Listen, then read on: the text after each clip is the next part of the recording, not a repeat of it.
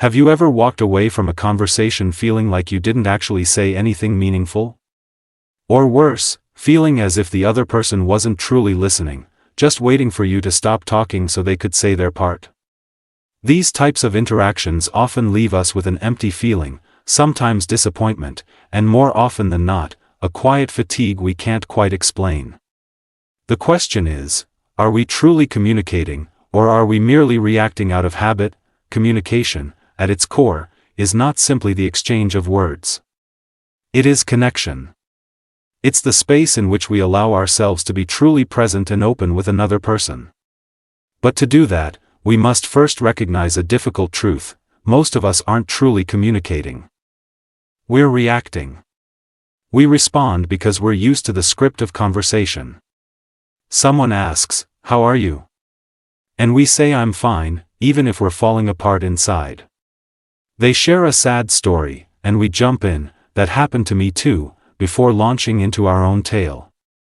We're not wrong for doing this.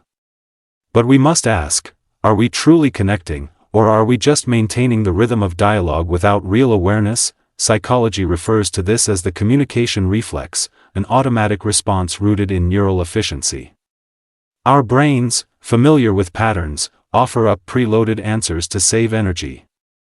But the danger of reflex is disconnection. When we react, we disengage from the moment.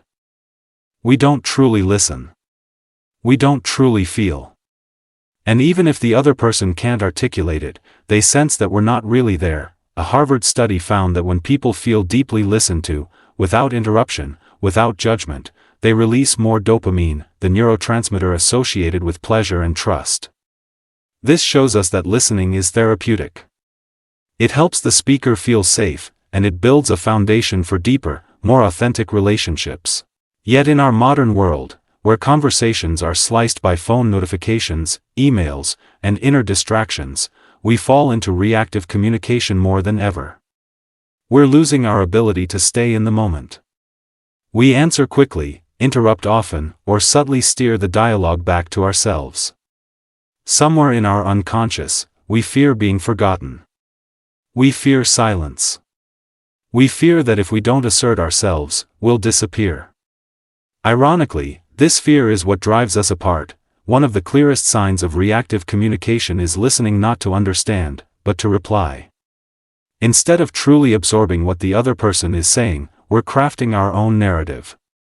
As they speak, we're already preparing our comeback. Our story, our advice.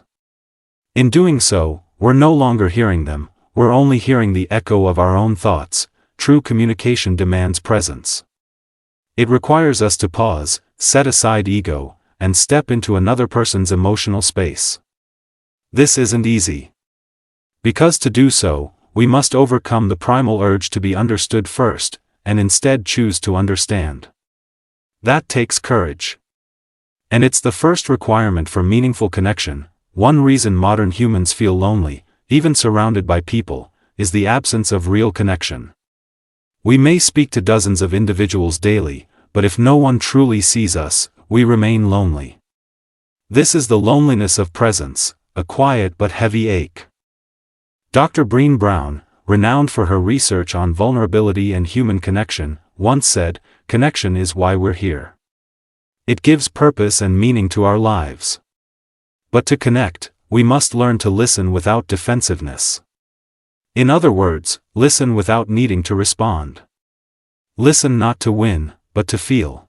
There's a concept in therapy called reflective listening. It's when the listener doesn't just hear but reflects the speaker's feelings, content, and deeper meaning. It's not robotic repetition, it's intentional empathy. You can practice this with simple phrases like, "It sounds like that really hurt you. Is that right?" Or "It seems like you've been carrying this for a long time." This ability doesn't come naturally. It takes conscious practice. And the first step is purposeful silence. In every conversation, learn to pause, not just to let the other finish, but to give yourself space to actually hear. That silence isn't awkward. It's sacred. It's where real meaning surfaces.